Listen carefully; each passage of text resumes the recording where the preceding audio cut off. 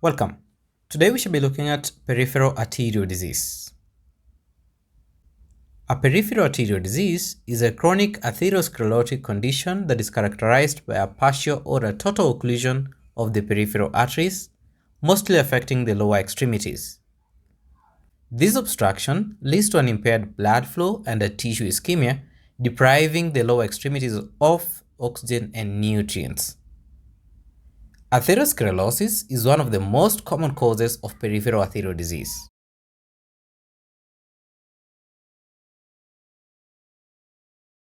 When looking at the pathophysiology of peripheral arterial disease, this disease begins with a buildup of atherosclerotic plaques in the arterial walls, and as the lumen narrows, blood flow is restricted. This results in tissue hypoxia, which causes a pain, delayed healing, and in severe cases, it causes gangrene. The major risk factors for peripheral arterial disease include smoking, diabetes, hypertension, hyperlipidemias, an age that is over 50 years old, male gender, a family history of cardiovascular disease, and a sedentary lifestyle. When looking at the clinical manifestations, the hallmark symptom is an intermittent claudication. This is a cramping pain in the legs during activity and improves with rest. It results from an inadequate blood supply to the lower extremities, and in these patients we will realize there is a diminished or absent peripheral pulses, a cool, pale, scaly and shiny skin with some loss of hair on the legs. There will be a delayed capillary refill, an elevation of pallor and a dependent rubor in the lower extremities, and non-healing wounds or ulcers on the toes and the feet. These patients may also experience rest pain that is typically at night and relieved by placing the legs on a dependent position. Some signs will include a thickened toenails, non-healing ulcers, changes in skin color, and a gray-blue discoloration. A painful arterial ulcer formation on or between the toes of the upper aspect of the foot is also realized. Blood pressure measurements at the thigh level, the calf, and the ankle are lower than the brachial pressure. Normally, these blood pressure readings in the thigh, calf, and the lower ankle are higher than those in the upper extremities.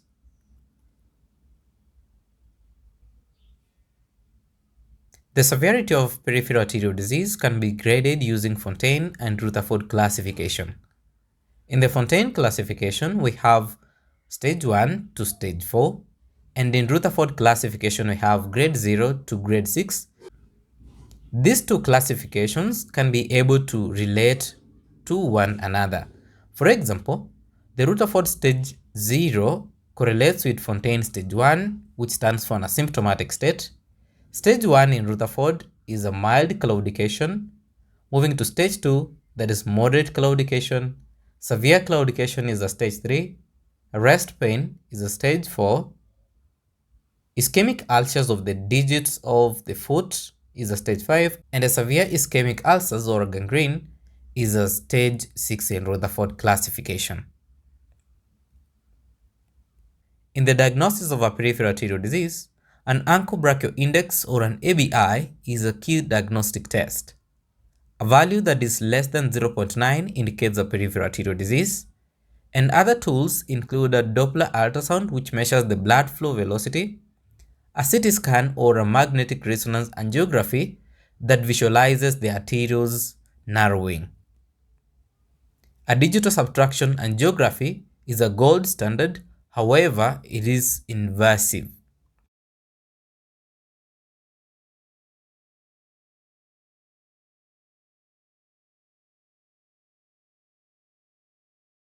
In the treatment of peripheral arterial disease, pharmacologic management includes the use of antiplateletic agents such as aspirin and clopidogrel, statins to lower the cholesterol levels, clostazole for symptomatic relief, SCE inhibitors or angiotensin receptor blockers to manage hypertension and cardiovascular risk.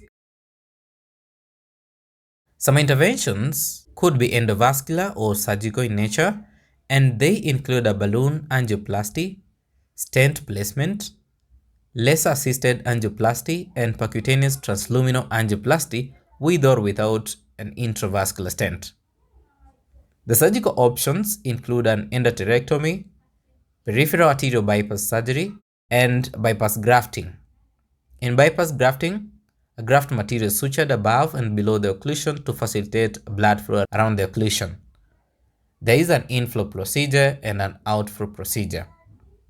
And lastly, in non-salvageable limbs, we can perform amputation. Some of the preoperative interventions in patients with peripheral arterial disease include a baseline assessment, intravenous and catheter insertion, and a maintenance of a central venous catheter and or arterial line if inserted. Postoperative interventions include an assessment of vital signs and notification of a primary healthcare provider if any changes occur, a monitoring of hypotension due to hypovolemia, monitor for hypertension, maintain a bed rest for 24 hours as prescribed, and instruct the clients to keep the affected extremity straight and limiting the movement and avoid bending at the hip or the knee joint. You need to monitor for warmth, redness, and edema, which are often expected outcomes because of an increased blood flow. Again, you need to monitor for the vessels or graft occlusion, which often occurs within the first 24 hours.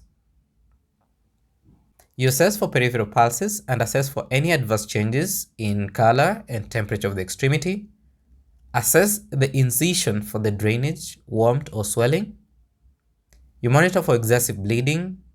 Monitor the area of the graft for any hardness, tenderness, and warmth, which could be indicating an infection. You need to instruct the client about proper foot care and measures that they need to take to prevent ulcer formation. Assist the client in modifying their lifestyle to prevent further plaque formation. And lastly, monitor for any sharp increase in pain following arterial revascularization. This is because pain is frequently the first indicator of a postoperative graft occlusion. Some important nursing considerations in patients with peripheral arterial disease are, for example, avoiding elevating their legs above the heart level as this reduces arterial perfusion, and if swelling or edema is present, a mild elevation may help, but the leg should remain below the heart level. Resting in a neutral or dependent position promotes optimal blood flow, and in severe cases, clients may find relief by dangling their affected limb off the bed or sitting upright without leg elevation to enhance arterial circulation. An assessment of pain and monitoring of the extremities for color, motion, and sensation. Assess for signs of ulcer formation or signs of gangrene. Instruct the client to walk to the point of claudication pain, stop, rest, and then walk later. Instruct the client with peripheral arterial disease to avoid crossing their legs. You need to instruct the client to avoid exposing extremities to cold.